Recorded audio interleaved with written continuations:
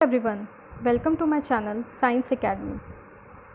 ये चैनल मैंने specially focus किया है गवर्नमेंट स्कूल के स्टूडेंट्स के लिए जो इस लॉकडाउन पीरियड में काफ़ी सफ़र कर रहे हैं। आज मैं चैप्टर 5 लेकर आई हूँ क्लास 9th का। ये थोड़ा डिमांडिंग था, इससे मैं ये लेकर आ गई। Chapter 5 the fundamental unit of life, जीवन की मौलिक इकाई। इस चैप्टर में कोशिका यानी सेल्स के बारे में बताया है। स्टूडेंट्स, मैं आपको एक एक लाइन एक्सप्लेन करूँगी। ये मेरी जो वीडियो होगी बायलिंगुअल रहेगी, दोनों लैंग्वेजेस में मैं एक्सप्लेन करूँगी, इंग्लिश और हिंदी दोनों, ताकि हिंदी मीडियम स्टूडेंट्स को कोई डिफ़िकल्टी ना हो। ठीक है, तो चलिए हम स्टार्ट करते हैं। The fundamental unit of life, जीवन की मौलिक इकाई। इस चैप्टर में सबसे पहले आपको बता दूं कि रॉबर्ट हुक, उन्होंने सबसे पहले जो सेल थी उसकी खोज की थी। उन्होंने एक कॉर्क सब्सटेंस को एक बार्क ऑफ ट्री से पाया था, मतलब जो पेड़ का तना होता है उससे उन्होंने एक कॉर्क को पाया और वहाँ से उन्होंने देखा कि इसमें कुछ बॉक्सेस टाइप के स्ट्रक्चर है, जिसे इन्होंने सेल नाम दिया। लैटिन वर्ड है सेल। सेल क्या है? एक लैटिन वर्ड है जिसका मतलब होता है रूम, जिसका मतलब होता है रूम। ठीक है, यहाँ पे देख सकते हैं आप। यस, आगे बढ़ते हैं। इसमें एक्टिविटी है 5.1, what are the living organisms made up of. तो इसमें आप लोग जब स्कूल आएंगे तब हम ये करेंगे परफॉर्म। एक अनियन, एक प्याज ली है और प्याज के ऊपर की जो झिल्ली होती है, जो लेयर होती है, उसको बड़े ही प्यार से फोर्सेप्स से पील करना, निकालना है। उसको माइक्रोस्कोप के अंडर में देखना है। माइक्रोस्कोप में देखने के बाद वो आपको कुछ इस तरीके का दिखेगा। ये देखिए, कुछ ऐसा दिखेगा। ये जो डॉट डॉट स्ट्रक्चर्स हैं ये इसके न्यूक्लियस हैं, केंद्रक हैं। और ये जो कंपार्टमेंट लाइक सेल बनी हुई हैं, इस तरीके से सेल कंपार्टमेंट बनी हुई हैं, ये सेल्स हैं। तो जो प्याज की झिल्ली होगी उसको हम, जो सफ़ेद एक पॉलीथीन टाइप का स्ट्रक्चर सा नहीं दिखता प्याज को जब छीलते हैं, तो उसमें क्या होता है, उसमें कुछ इस तरीके से आप नेकेड आई से अपनी आँखों से भी ऐसे देख सकते हैं। कुछ इस तरीके से उसमें कंपार्टमेंट से बने होंगे। ठीक है, माइक्रोस्कोप से बहुत क्लियर हो जाते हैं। तो उनमें अंदर सेंटर में न्यूक्लियस होता है, जिसे हम केंद्रक भी कहते हैं। ठीक है, आगे बढ़ते हैं। ये चैप्टर में कंपाउंड माइक्रोस्कोप भी है। कंपाउंड माइक्रोस्कोप, जिसे हम सूक्ष्मदर्शी भी कहते हैं, इसकी मदद से ही हम प्याज की झिल्ली को देख पाते हैं। यहाँ पे आँख लगाते हैं, इसे आईपीस कहते हैं। यहाँ पे जो स्टेज है, यहाँ पे हम स्लाइड में प्याज की झिल्ली यानी कि अनियन की लेयर रखते हैं। ये मिरर है जो सनलाइट या फिर ट्यूबलाइट से रिफ्लेक्ट होकर यहाँ पे हमें दिखाता है। ठीक है, इससे एडजस्ट करते हैं। अच्छे से एडजस्ट होने के बाद ये आपको प्याज की झिल्ली अच्छे से दिख जाएगी। जब हम स्कूल में आएंगे तो हम ये पूरा प्रैक्टिकल अच्छे से करेंगे। राइट, तो पहले पेज में यही बताया है कि रॉबर्ट हुक ने सेल की सबसे पहले खोज की थी। कब की थी? 1665 में। किस साल की थी? 1665। और इसने इसे वर्ड दिया था सेल, जिसका मतलब होता है लिटिल रूम, छोटा कमरा। चलिए नेक्स्ट पेज पे चलते हैं।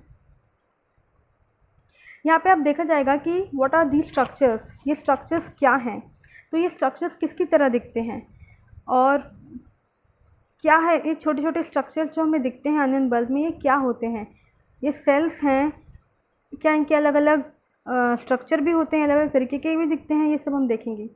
तो मैं आपको बताऊं बेटा, आप लोगों ने कभी देखा होगा कि इमारत बन रही है, छोटी छोटी इमारतें बन रही हैं, है ना, बड़ी बड़ी इमारतें बन रही हैं। तो आपने देखा होगा कि इसमें मेन चीज़ जो होती है वो होती है ईंट, ब्रिक बोलते हैं जिसको। उन ईंटों को सीमेंट के साथ जोड़कर ही घर बनता है, बिल्डिंग बनती है। सिमिलरली हमारे शरीर में या पादप मतलब प्लांट्स या एनिमल के शरीर में जो सबसे स्मॉलेस्ट, सबसे छोटी इकाई होती है वो होती है कोशिका यानी कि सेल। इन्हीं से मिलकर आगे बनते हैं टिश्यूज़, जिसे ऊतक कहते हैं। और उन ऊतकों से मिलकर आगे बनते हैं अंग, जैसे हमारी आँख हो गई, नाक हो गई, ये अलग अलग टिश्यूज़ से मिलकर बनती हैं। और ये अंग आगे चल के अंगतंत्र बनाते हैं और बहुत सारे अंगतंत्र मिलकर एक पूरा शरीर बनता है।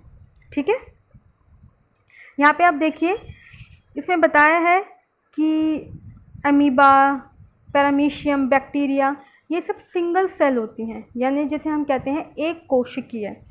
एक कोशिकीय यहाँ पर इस पैराग्राफ में आपको देखने को मिलेगा, एक कोशिकीय जिसमें एक ही सेल होता है। अगर आपको ये क्लियर नहीं हो पा रहा तो आपके पास जो बुक मिल गई है आप उससे मैच करके देख सकते हैं, पर मैं आपको लाइन टू लाइन सारा एक्सप्लेन करूँगी।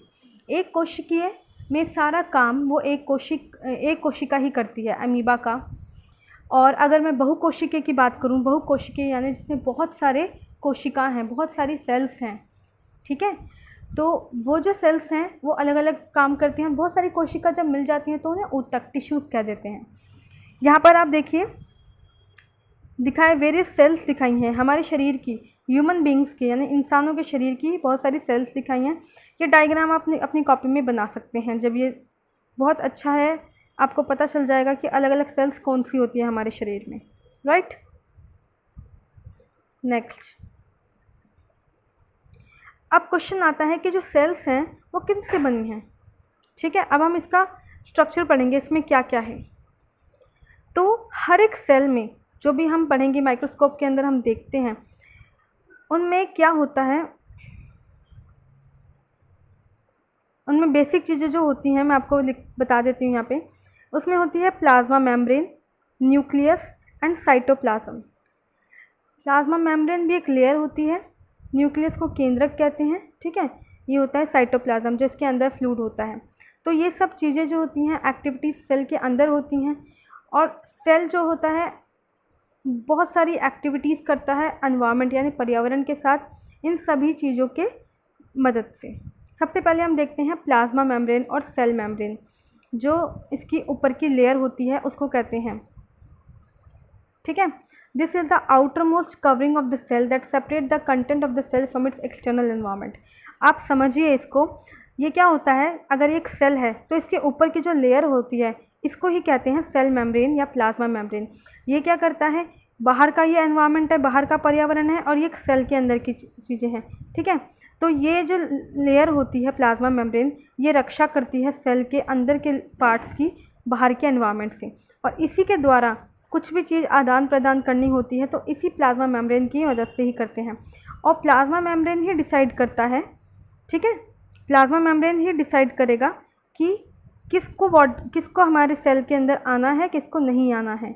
ये बहुत ही सेलेक्ट करता है कि ये चीज़ आएगी या ये चीज़ नहीं आएगी। किसी चीज़ की एंट्री को ये नहीं करता, किसी चीज़ की एंट्री को ये करवाता है। इसीलिए इसको सेलेक्टिवली परमिएबल मेम्ब्रेन कहते हैं, ठीक है। आगे देखते हैं हम। Some substances like carbon dioxide और oxygen can move across the cell membrane. अच्छा, कोई एक प्रोसेस है डिफ्यूजन, जिसमें कुछ सब्सटेंसेस होते हैं कार्बन डाइऑक्साइड और एंड ऑक्सीजन मूव कर सकते हैं सेल मेम्ब्रेन से। तो ये डिफ्यूजन प्रोसेस के थ्रू करेंगे। ये प्रोसेस आप आगे अच्छे से और पढ़ेंगे।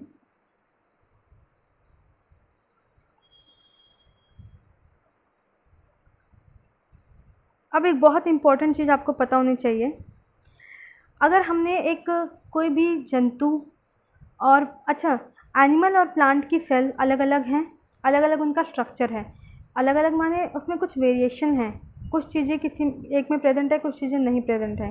हिंदी वाले बच्चों के लिए एनिमल सेल को कहते हैं जंतु कोशिका और प्लांट सेल के लिए कहते हैं पादप कोशिका। तो अगर हम एक एनिमल सेल को या एक प्लांट सेल को एक नमक के या चीनी के घोल में रखें तो क्या चीज़ें होंगी, ठीक है, शुगर के सोल्यूशन या सॉल्ट के सोल्यूशन में रखें तो क्या हम नोट करेंगे। If the medium surrounding the cell has higher. अब आप देखिए, अगर आपने जो आप समझिए, अगर आपने यहाँ पर सेल जो रखी है और इसके बाहर का जो कॉन्सेंट्रेशन है, बाहर का जो कॉन्सेंट्रेशन है वो ज़्यादा है और सेल का कम है, तो क्या होगा, ये इधर से इधर आएगा ताकि दोनों मेंटेन हो जाएं, बैलेंस हो जाएं, ठीक है। तो ये इधर आएगा तो ये क्या करेगा, फूल जाएगा। आपने किशमिश देखी होगी, सबसे अच्छा एग्जांपल, किशमिश अगर पानी में रखते हैं तो किशमिश कितनी मोटी मोटी फूल जाती हैं, तो ये इसी कारण से होता है, ठीक है। और अगर बाहर का जो कंसंट्रेशन है वो कम है, ठीक है, बाहर का कम है और सेल का ज़्यादा है, तो सेल से इधर जाएगा और ये क्या हो जाएगा, ये श्रिंक हो जाएगा, मतलब ये ऐसे सिकुड़ जाएगा। लेकिन अगर बाहर का और अंदर का दोनों का ही सेम होगा कंसंट्रेशन, तो इन दोनों में कोई चेंजेस नहीं होंगे। ठीक है, ये बात बहुत ध्यान से समझिएगा, इसे बार बार आप देख सकते हैं, सुन सकते हैं। एक एक्टिविटी है आपकी osmosis with the egg. Hindi वाले बच्चे ऑस्मोसिस परासरण कहते हैं, मैं चेक करके आपको डिटेल में बताऊंगी। आप क्या करेंगे, एक एग के ऊपर के शेल को डिज़ोल्व कर देंगे, घोल देंगे किसमें, हाइड्रोक्लोरिक एसिड में, हाइड्रोक्लोरिक अम्ल में। और जो उसके ऊपर की जो शेल होती है, अगर बच्चे ने देखा होगा अंडा, तो उसके ऊपर कैल्शियम कार्बोनेट की एक सफ़ेद कलर की परत होती है। ठीक है, और वो जो होती है उसके अंदर होता है एग। अगर हम इसको डाल देते हैं तो हम देखते हैं कि जो एग जो होता है ना, वो फूल जाता है। ठीक है, क्योंकि पानी उसमें आर पार जा पा रहा है। और सिमिलरली अगर हमने एक डी शेल्ड यानी कि बिना परत वाले के अंडे को रखा एक सॉल्ट सोल्यूशन में, तो हमने यहाँ पे उल्टी चीज़ देखी है कि एग जो होती है वो श्रिंक हो जाती है। ये इसी का एग्जांपल है कि अगर बाहर जो है कंसंट्रेशन ज़्यादा होगा, अंदर कम होगा, तो बाहर से अंदर आ जाएगा मेंटेन करने के लिए, इक्वल करने के लिए। ठीक है, और अगर अंदर ज़्यादा होगा, बाहर कम होगा, तो अंदर से बाहर चला जाएगा। अंदर से बाहर जाएगा तो वो श्रिंक हो जाएगा, और बाहर से अंदर आएगा तो वो फूल जाएगा। मैंने आपको किशमिश का एग्जांपल दिया था, रेजिन्स कहते हैं हिंदी में, बच्चों को अगर नहीं पता है तो रेजिन्स बोलते हैं किशमिश को। ठीक है, एप्रिकॉट शायद खुमानी है, इनको भी अगर हम करते हैं तो ये आप देखेंगे फूल जाती हैं। सबसे अच्छा आप देखेंगे कि अगर घर में खीर बन रही है तो पहले छोटी छोटी किशमिश इस तरीके की होंगी, लेकिन दूध में डालने के बाद वो इतनी फूल जाती हैं, बहुत ज़्यादा फूल जाती हैं।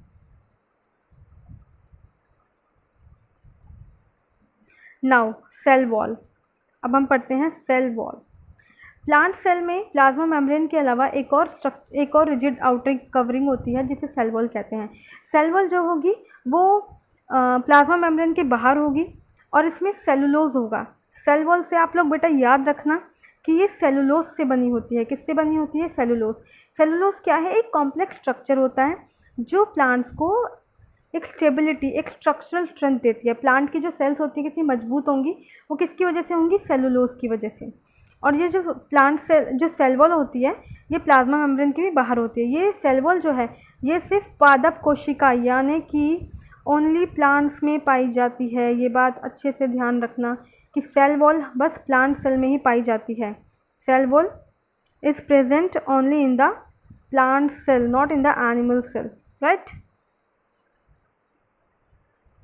एक और एक्टिविटी है, ये भी एक्टिविटी स्कूल खुलने के बाद कराई जाएगी। एक आपको पत्ता लेना है, रियो का पत्ता लेना है और उसको स्लाइड पे रख के उसको माइक्रोस्कोप में स्टडी करना। उसके कुछ ग्रीन ग्रैन्यूल्स, आपको हरे हरे कुछ ग्रैन्यूल्स से दिखेंगे, वो जो होंगे उसमें क्लोरोफिल होता है। अब आप पूछेंगे क्लोरोफिल क्या होता है? आपने छोटी क्लास में पढ़ा होगा, जब फोटोसिंथेसिस होता है तो उसमें मेन एक जो पिगमेंट होता है प्लांट्स के अंदर प्रेजेंट होता है, उसे क्लोरोफिल कहते हैं, जिसकी वजह से ही प्रकाश संश्लेषण या फोटोसिंथेसिस होता है। और क्लोरोफिल जो होता है वो हरा रंग का एक पिगमेंट होता है। ये रियल लीफ एक पत्ता होगा जिसे आप अगर माइक्रोस्कोप पे देखेंगे अंडर, तो उसमें आपको ग्रीन कलर के ग्रैन्यूल्स दिखेंगे। ठीक है, now come to the next, nucleus. Nucleus यानी केंद्रक। केंद्रक, आप लोगों ने जब अभी अनियन यानी प्याज की झिल्ली का एक्सपेरिमेंट किया था, तब भी आपको मैंने बताया था कि ये केंद्रक हैं। कोई भी आप जो पादप कोशिका या जंतु कोशिका, तो उसमें अगर आप सेंटर में जो देखेंगे वो उसका केंद्रक होगा।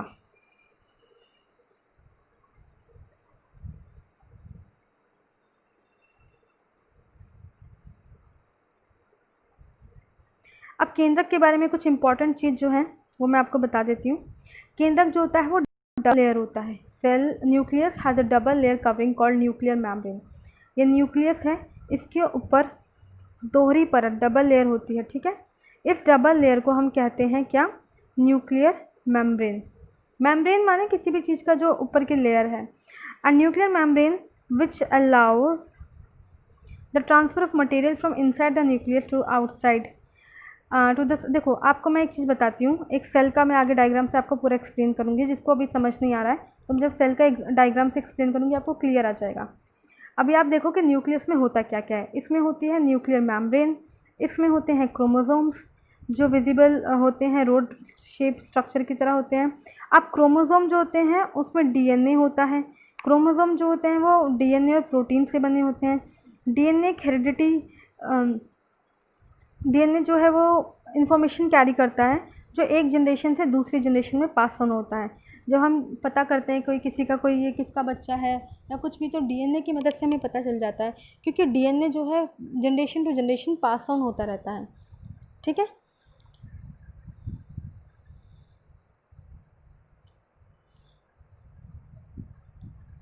अब यहाँ पे आप देखेंगे एक प्रोकैरियोटिक सेल है।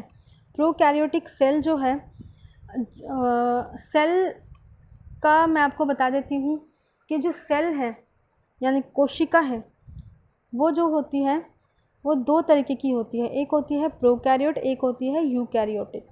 प्रोकैरियोटिक माने प्रिमिटिव, जो पुराने तरीके की हैं। पुराने तरीके की कहने का क्या मतलब है? कहने का ये मतलब है जो प्रिमिटिव होंगी, प्रोकैरियोट्स होंगी, इसमें जो न्यूक्लियस होगा वो भी अच्छे से डेवलप नहीं होगा। इसमें जो सेल वॉल होगी वो भी ठीक से डेवलप नहीं हो रही है, न्यूक्लियोइड ठीक से डेवलप नहीं है। ये जैसे हम कहेंगे कि जो अच्छे से डेवलप नहीं है वो प्रोकैरियोट्स हैं, और यूकैरियोट्स होंगे जो अच्छे से डेवलप है, जिसमें न्यूक्लियस, न्यूक्लियर मेम्ब्रेन, सेंट्रोसोम्स, जो वेल डेवलप्ड है, जो आधुनिक है, वो यूकैरियोट्स है। ठीक है। Now cytoplasm.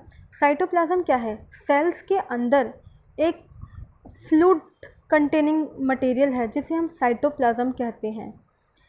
अब आप सोचिए ये एक सेल है, इसमें बहुत सारे स्ट्रक्चर्स हैं, तो ये कैसे इस सेल में अच्छे से जुड़े रहेंगे? तो इसमें कुछ लिक्विड सा, द्रव्य सा बेटा, एक द्रव्य होता है इसमें जिसे हम कहते हैं साइटोप्लाज्म। ठीक है। अब आप देख सकते हैं यहाँ पे प्रोकैरियोट और यूकैरियोट्स के अंतर, ये मैं आपको बता देती हूँ। इनके प्रोकैरियोट्स के साइज़ भी छोटा होता है, यूकैरियोट्स का साइज़ बड़ा होता है। इसमें न्यूक्लियर रीजन अच्छे से डेवलप नहीं होता, इसमें न्यूक्लियर रीजन अच्छे से डेवलप होता है और न्यूक्लियर मेम्ब्रेन इसके चारों तरफ होता है। इसमें जो क्रोमोसोम होता है वो सिंगल होता है, मतलब कि एक ही होगा। इसमें बहुत सारे क्रोमोसोम होंगे।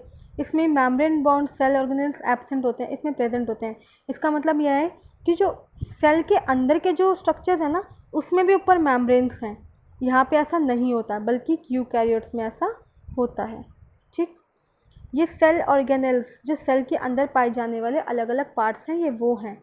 अब यहाँ पर आप देखेंगे, इसको मैं इसी से समझा देती हूँ, आप लोग को ये क्लियर हो गया होगा। एनिमल सेल, एनिमल सेल में अलग अलग पार्ट्स ले रखे हैं। सबसे पहले हम देखते हैं ऊपर का लेयर, प्लाज्मा मेम्ब्रेन। ऊपर का लेयर है, ये है प्लाज्मा मेम्ब्रेन, जो इसके ऊपर है, ये डिसाइड करती है किसको आना है किसको नहीं आना। ठीक है। फिर अंदर देखिए गोल्गी एपरेचस। गोल्गी एपरेचस ये दिख रही है ना, ये इसमें सेल में कुछ पैकिंग करनी हो, कुछ इधर से उधर भेजना हो तो ये काम करती है। ठीक है। अब आप देखेंगे केंद्रक दिख रहा है ना आपको सेंटर में, इसे न्यूक्लियस कहते हैं। और इसके ऊपर भी एक लेयर है, इसको कहेंगे न्यूक्लियर एनवेलप। एनवेलप होता है ना लिफाफा, तो ये इसका लिफाफा है, ये इसको अच्छे से कवर करके रखता है। और इसके अंदर जो ये लिक्विड सा भरा हुआ है, इसको कहेंगे साइटोप्लाज्म, मैंने अभी बताया था। इसमें एक और पार्ट होता है रफ एंडोप्लाज्मिक रेटिकुलम, एक होता है स्मूथ एंडोप्लाज्मिक रेटिकुलम। ये जो RER है यानी रफ एंडोप्लाज्मिक रेटिकुलम, और SCR, ये बेसिकली प्रोटीन सिंथेसिस यानी प्रोटीन बनता है यहाँ पे सेल का। अब एक इम्पॉर्टेंट चीज़ है, बहुत इम्पॉर्टेंट है, ये 9th में आता ही आता है हर पेपर में। कहने का मतलब है जितने भी आपके essay 1 essay 2 होंगे ना, ये क्वेश्चन हमेशा आता है कि भाई सेल का बिजली घर कौन सा अंग होता है, यानी कि power house of the cell कौन क्या है, तो वो होता है माइटोकॉन्ड्रिया। ये देखो, ये जो चित्र दिख रहा है ना, ये चित्र है माइटोकॉन्ड्रिया के। माइटोकॉन्ड्रिया क्या करते हैं? सेल के अंदर ATP प्रोड्यूस करते हैं, है ना, एडेनोसाइन ट्राइफॉस्फेट। ये जो है इसकी मदद से इसमें सेल को ऊर्जा मिलती है, और इसीलिए इसे पावर हाउस कहा जाता है। बिजली पावर हाउस क्या हो गया? बिजली घर। यहीं से आप इसे कह सकते हैं कि इसी की वजह से इसको एनर्जी मिलती है, एनर्जी करेंसी भी कहते हैं इसको। और ये हो गया अगला है लाइजोसोम। लाइजोसोम्स को भी बहुत इंपॉर्टेंट है बेटा, इसको भी ध्यान रखना। लाइजोसोम होता है आत्मघाती थैली। ये वो थैली है कि अगर सेल को कुछ नुकसान पहुंच रहा है तो ये लाइजोसोम जो होते हैं छोटे छोटे होते हैं, जो दिख रहे हैं ना छोटे छोटे, ये लाइजोसोम होते हैं। अगर सेल को कुछ नुकसान पहुंचता है तो ये फट जाते हैं और सेल की रक्षा कर देते हैं। जो जितना भी टॉक्सिक वेस्ट है, कुछ भी टॉक्सिक मटेरियल है, ये सब एब्जॉर्ब करके, खुद एब्जॉर्ब करके ये थैली फट जाती है, लेकिन सेल को कुछ नुकसान नहीं होता। ओके, चलिए अब आगे हम देखते हैं प्लांट सेल।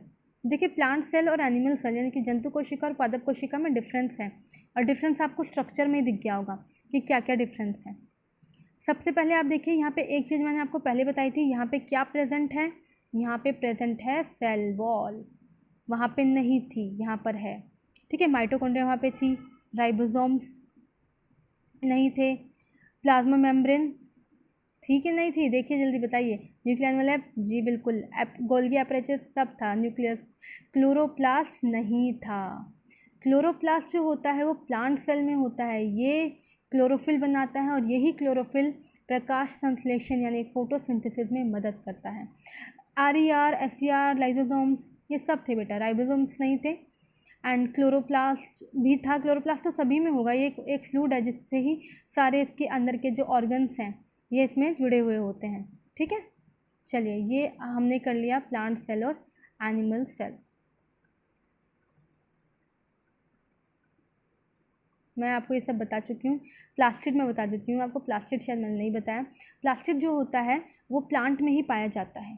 ठीक है, ओनली इन द प्लांट। ये दो तरह के होते हैं, क्रोमोप्लास्ट और ल्यूकोप्लास्ट। क्रोमोप्लास्ट से मतलब होता है कलरफुल प्लास्टिड, ल्यूकोप्लास्ट का मतलब होता है वाइट या कलरलेस। इसमें प्लास्टिड में एक पिगमेंट होता है जिसे हम क्लोरोफिल कहते हैं और क्लोरोप्लास्ट कहते हैं। जब मैं अभी मैंने आपको क्लोरोप्लास्ट बताया ना, उसमें क्लोरोफिल होता है, तो ये प्लास्टिड्स में होते हैं। ठीक है, ये मैं बता चुकी हूँ। Yes, and your chapter is over. इसमें व्हाट यू हैव लर्नड, ये जो चीज़ें हैं ना, ये चीज़ें आप ज़रूर पढ़िए। कोई भी चैप्टर होता है, these are the very important points. I hope सब कुछ समझ आया होगा बेटा। इस जो भी आपको अगर डाउट है तो आप कमेंट सेक्शन में पूछ सकते हैं, क्योंकि आज की हमारी जो वर्कशीट थी वो इस चैप्टर पे थी, इसलिए मैंने सोचा ये चैप्टर आपको पूरा क्लियर कर दूं। आप इसको ज़रूर देखिए और अपने जितने भी 9th क्लास के फ्रेंड्स हैं सबको शेयर करिए और सब्सक्राइब करिए, क्योंकि 9th की सारी वीडियोज़ आपके पास पहुँच जाएंगी। ठीक है, ओके, थैंक यू।